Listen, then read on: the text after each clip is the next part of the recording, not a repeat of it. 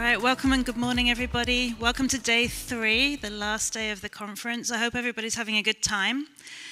We're going to kick off this morning with Eric Dana, who's a senior program manager from Microsoft, who's going to talk about welcoming passkeys with a wink and a smile. Just a quick reminder, please use the app to submit questions. We will prioritize those questions. It's just easier for us to be able to get to everybody quickly. So with that, I'd like to introduce Eric. Thank you. Thank you. Thank you, everybody. I'm glad you all made it up this morning. I know it's day 3, and it's a little bit harder after all the time, but I really appreciate you all coming in here, and I want to say thank you for coming. I also want to give a quick shout out to everybody who's online, especially my viewing party back in Redmond and across the rest of the world. I couldn't be here without you guys, so thank you guys so much for coming. Today, let's jump right into it. I'm going to talk a little bit about a couple of different things. No good story works without understanding where we've come from. We've got to talk a little bit about passwords. Don't cringe just too much yet. It won't be great. It won't be that long, but there'll be a little bit there to talk about passwords. Then we're going to talk a little bit about Windows Hello, passkeys, which you should be familiar with by now, and how things have evolved and where they fit in, and what we're looking at for Windows 11 in the latest updates. So let's get started.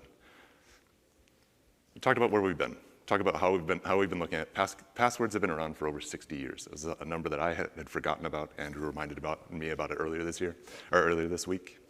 Passwords is still a problem. We still see passwords. Passwords are hard. They're hard to remember, as I'm having a hard time getting through this talk as well. They're simple to forget and easy to exploit, making them not a great solution for authentication. But they've been around forever, and the problem is we're still seeing issues with phishing attacks, replay, password spray attacks, and they're still growing, as we can see today. This data was presented in the Microsoft Defense Digital Report in 2022. These numbers, unfortunately, are still growing as we see them today. We see things that look like that we see things with phishing attacks. We see over 700 million phishing emails being blocked per week still, and that number continues to grow. The reason we bring this up is because with a phishing attack, just to level set a little bit here, it takes just over a little bit of an hour for a phishing attack email for users. Let me take a step back for a second. It takes a little over an hour for somebody to take that information from a phishing email and move and gain access to private data. It takes a little less than 2 hours for them to move laterally. In this world that we live in today, where the consumer and the enterprise are merging together, that lateral movement is a lot more important than you might think these days. In addition to that, passwords are just hard. Like I said earlier, they're hard to remember and easy to forget. They're hard to type in on phones. I have some pretty big thumbs myself on my phone. It makes it hard to type them in. Yet they're hard to go back and reset, and they're hard to go down that path. We're seeing up to 75% of failures in that space. And my favorite number in this slide is the one in the middle you've all already read already. By the time you read that statement in there, there have been over 4,500 more password attacks. On Monday, Pam talked a little bit about password attacks and how prevalent they are. In 2022, we were seeing over 1,000 password attacks a second. That number is more than quadrupled, and we're now seeing over 4,000 a second. If that number doesn't scare you enough as it is, the total amount over the course of a day, we're seeing over 350 million, that's a lot of zeros, password attacks in one day alone. Another perspective on it, by the time I get off this stage, there'll have been another 6 million have gone on. There's still a problem. People are still trying to figure out how to do it. So what do we do about it? Where do we go from here? How do we make sure that we can make our environments, our accounts, all things better? I wish I could sit here and tell you that we had a silver bullet. Everybody's looking for the silver bullet.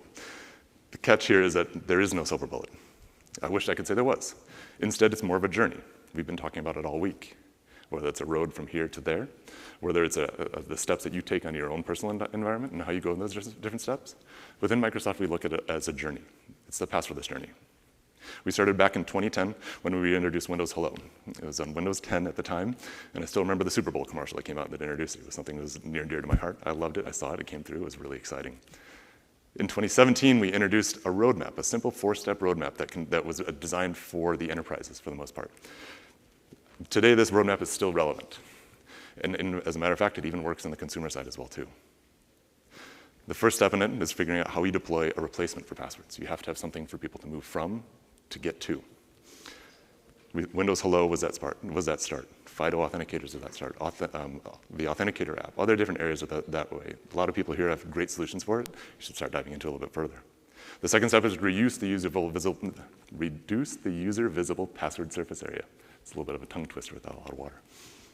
What this means is that you need to take a good hard look at your enterprise environments to understand exactly what you're trying to protect, where people are logging in, what's federated, what's not, what people are using for different areas in that space.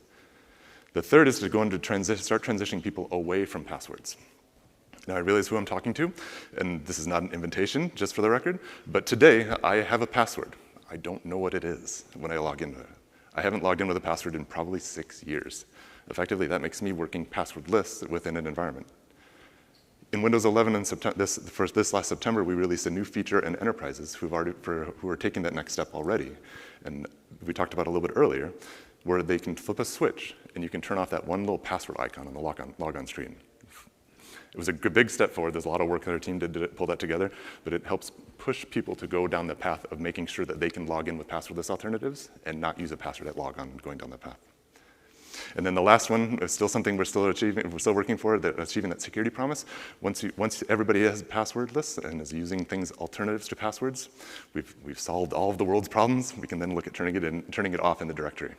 That's our end goal. That's where we want to go down on the enterprise, and even in the consumer side of things. We've made a lot of good steps in the consumer side to be able to push down that way as well. In 2018, we added support for WebAuthn for Windows Hello. This is a huge step in the right direction. You've probably heard about WebAuthn this week. It helped us step up into the area where we can start using Windows Hello as a passkey. I'm going to skip down the line here. In 2022, we announced our support for passkeys, in addition with Apple, Google, and the FIDO Alliance here. And just this last September, we released our first version of what passkeys are going to look like on Windows. Now, this is a passwordless journey. I need you guys to keep that in mind as we start talking about it. We aren't there yet. We aren't at that end journey yet. We'll know when we get there at some point, but it's still down the road. And there's going to be more things that are going to come on this line, how we can get to there and how we can make things better for users, how we can expand our offerings, how we can make things look even more secure, be more secure. So what is Windows Hello? Windows Hello is the Microsoft native platform. It is the Microsoft's native authenticator. Hello uses the integrated hardware that leverages biometrics to secure your secrets within an isolated container on the device. So what does that mean? We use the biometric components that are integrated into the integrated into the physical hardware to lock the secrets within an isolated container on the TPM. Those biometric components typically consist of facial recognition and fingerprint. At one point there was an iris scanner. And we also use a device PIN. Common question, I need to make sure I clear this up. I get this common question all the time. Why is a 4 to 8 digit PIN more secure than a complex password? That 4 to 8 digit PIN, what it does is it's specific to that device because it unlocks that container on that device. It can't be replayed elsewhere. It doesn't do any good on another device. That device PIN makes it so that you can unlock your Windows Hello and use the credentials within that container to do your authentication for you. Ultimately, Windows Hello is user-friendly. It's easy for people to use. It helps you go down the path of solving two forms of multi-factor authentication: something you have, something you are, or something you know. The something you have is your device with a TPM in it. Something you are is your facial recognition, your fingerprint, or your biometric. And that matches when you set it up originally. And something you know would be that PIN. Windows Hello is set up as a platform authenticator to be able to host passkeys going down in the future and making so that we can use them in the forward. So one of the key things that I want to talk about, these numbers are a little bit out of date, but they still continue to grow. Within the enterprise, we talk about different forms of password authentication within Microsoft. Our three main portions are Windows Hello for Business, the phone authenticator, and FIDO security keys. I bring these numbers up over the year-over-year growth because they're still substantial. And what that does is it proves to the fact that people are still looking for these different alternatives. We're still seeing this growth across our customer base, and we're still seeing users who want to leverage biometrics and are getting used to it. One of the most interesting facts that we talk about with Windows 11 is 99% of our MSA users that log in with Windows Hello on Windows 11 leverage Windows Hello. Let me say that again real quick. 99% of MSA users leverage Windows Hello on their Windows 11 device. A little known thing we did, I was talking about this earlier this week, the little known thing we did with Windows 11 is we made it so that you have to have a physical TPM on your device to have Windows 11 on it. When we push out Windows 11 on all of your devices, it's guaranteed to have a TPM, meaning it's set up so that you can have Windows Hello on it. When people log in with an MSA account, we gently nudge them to set up Windows Hello, and they're no longer using that password to log in again. And we're seeing incredible returns on that. So let me talk a little bit about the world as we evolve. When we see Windows 11, we see Windows Hello, we have Windows Hello for Business. They're very similar from a client perspective. On Windows 11, Windows Hello is the consumer offering. Windows Hello for Business gives you some extra knobs and whistles for the enterprise to be able to turn on and restrict and make things a little bit more secure for the enterprise. But the reality of it is our world is evolving. We no longer have the castles that you built in the enterprise. This side, excuse me, the castles that you built in the enterprise. As the users go around, we used to prioritize flexibility and ease of use. Now they're merging together. We have a lot of BYOD scenarios. We have a lot of zero trust initiatives going on. And the reality of the world is that these things are now changing. But we need to have some sort of crossover here. Getting to something you've probably heard once or twice here, and if you haven't been listening to any sessions. This is where passkeys come into play. And for authentication, we need to start leveraging passkeys. Passkeys remove the ability to use a password on different things, and more importantly, remove the user interface, or the user interaction where they can remember and reuse a password elsewhere or be phished. Due to the complexities in the roles and these cross-pollinations of the accounts, the world is evolving. There are legit use cases like leveraging Office Depot for a small business, people using LinkedIn Learning for their education on their work laptop, even things like GitHub accounts for using repositories where they have different accounts. People still use we saw a number earlier this week, 52% of the people use the same password across different accounts. By implementing passkeys, you kind of get away from that. So what is a passkey? Again, I know. A passkey is a simple replacement for passwords. It's more secure, it's easier, it's faster a method for logging in, it saves you time to log into websites and applications. It's phish resistant, it's a WebAuthn credential that is reusable across all of your devices, and it's consumer grade with an enterprise. It's a consumer friendly with an enterprise grade of backing behind it. Why are passkeys important? Well, passkeys and Windows will make the perfect match. But why are passkeys important? The benefits go to the consumers, the developers, and the enterprise. On the consumer side of things, passkeys are easier to use for the average consumer, and they provide the more secure authentication mechanism. They're phish-proof, they're quicker to log in, they save time and less frustration. Plus, the passkeys are now enable accounts to become recoverable. For the relying party and the developers, their phish-resistant accounts make it so that they're more secure on the platforms, where you don't have to worry about it. The identity monitoring services we have identity monitoring services that tie into this a little bit more so. Ultimately, no developer, no company really enjoys sending out, hey, we just got hacked, but here's that extra identity monitoring services that we can send out to you. You don't have to do that anymore. When you start doing passkeys, you don't have to worry about sending out that email saying, we've been hacked, we're going to protect your account and your identity anymore. That right there, saving face, saving public reputation, and cost just in general helps out the users all around. In the enterprise, we look at it for helping support zero trust initiatives around the organizations around the world. We reduce costs for SMS OTP. Passkeys will, and more importantly, in what I've seen in the past, is that it reduces time and cost for the help desk. Believe it or not, there's still a huge cost and reduction that needs to happen with the help desk to provide people more time to be able to do other things and more important things than to go help reset passwords. So in Windows 11, this last September, I'm kind of running through this a little bit because I think I'm running out of time a little bit. In Windows 11, we updated, I'm going to say it's version 22H2, to help bring in the native platform authenticator. So what that means is we're taking the passkeys down from the browser and into the native platform authenticator for a couple of reasons. One, you can leverage now the hardware that's associated with Windows Hello. My animation's getting me. You can leverage the hardware that's associated on Windows Hello and the backing by the operating system. You can now leverage those passkeys not only in web browsers, but also in applications. And it just makes it easier for you using fingerprint, biometrics, and other components. So in Windows 11, now you have the ability to create a new passcode natively on your Windows device. I'm going to walk you through a real quick couple of steps here to make sure that you understand what that looks like. I took one of my favorite examples, and we've been touting this a little bit this week, GitHub. GitHub just released their version of passkeys, and I'm really happy to see it go through with us. So I'm going to walk you through a couple of steps. It's going to be really quick, and hopefully you'll understand how easy it is to go set up a passkey. The setup process takes just a couple of clicks. When you log in with your username, my good buddy here, Gabe Diaz here, is going to log in to GitHub with his username and password. We're GitHub is working on doing the auto prompt and as well as some of the other ones.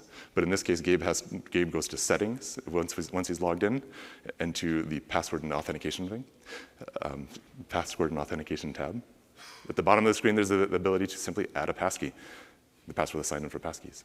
He clicks on the button, and GitHub does a really good job with some of the verbiage around what we're actually happening here. So it tells you exactly what's going to happen. We're going to set up a passkey. You can use it on your device. It uses your biometrics, the facial recognition, and it's tied to your device. So what we did with Windows, when you click on this Add Passkey, we bring in we go through the setup process. We're letting you know that we're going to set this up with Windows Hello. So I'm going to count these clicks. You click OK. And now we have the Windows Hello facial recognition or fingerprint reader. You type in your PIN, which I did here, or you use facial recognition. You click OK. And all of a sudden, the passkey saved. That was either 3 or 4 clicks. Now, if you talk about how fast that was, I don't know if it was 3 or 4. It's a lot faster than actually setting up another password, going through your old password, putting in a new one, going through the complexities and that sort of thing. But that's it. And then with GitHub, they do an amazing job of actually going through and labeling how that passkey is going to be stored within the ERP. So you have the ability to type in, hey, I did this on Microsoft Edge on Windows, and done. Now I go back into settings down here in the bottom. It actually shows exactly what that passkey is. I'm going to try to move over here so everybody else on this side of the room can see it as well. So now that you have this passkey in your device, what do? Well, how do we use it? So within Windows 11, now you can use that passkey to log into websites and applications on Windows 11 as well with Windows Hello. This is where it makes it even more fun and a little bit quicker. Before, when you would log in to GitHub, like I said, you had to use username and password. Sometimes you might type the wrong one a couple times. It might remind you to set up a new one. You might forget it. You have to go back there. Instead, Windows 11 now simply, when you log into the ERP, instead of putting your username at the top, it recognizes the fact that you have a passkey already. Click on the button. We launch the Windows Hello, making sure it's you. Just type in your PIN or facial recognition, and you're in. Super, super simple, very quick, pretty elegant, and it doesn't cause you any kind of stress or any kind of concern. Click, there we go. In addition to this, with the September update, we pushed out what's called the hybrid or cross-device authentication. This is a really important one for everybody, and we'll walk through one of the use cases here.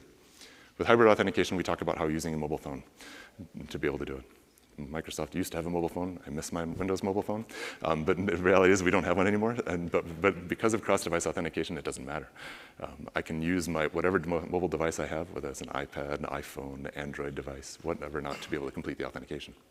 So when we walk through this setup, you can actually go through and set up a passkey from GitHub on Windows on your mobile device. So you're logging back into GitHub again. You go back into settings. And you still have the ability to add another passkey. Now you notice the first one I had down there is still there. So because that recognizes that the first one is still there on Windows, you click Add a Passkey, it jumps us directly into this cross-device flow. You add the passkey, and it says you can add your passkey on your iPhone, iPad, or Android device. Click Next. We present you a QR code. QR code, we still have some work to do in the industry in making sure that people are comfortable with it, and we're not training them to do the wrong things here.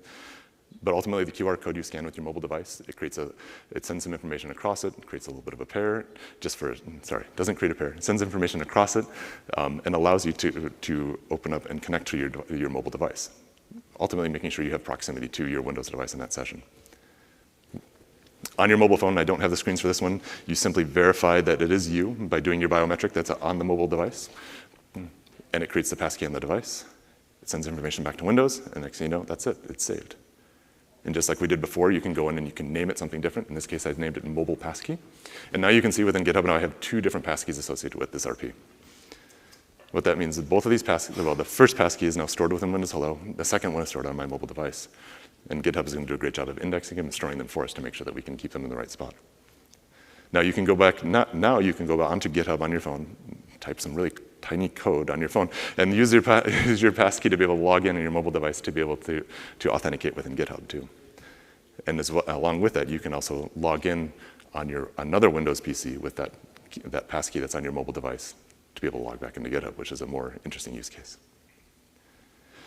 As we went through this first step in this journey for passkeys, we recognized that not everybody's going to be totally sold on them.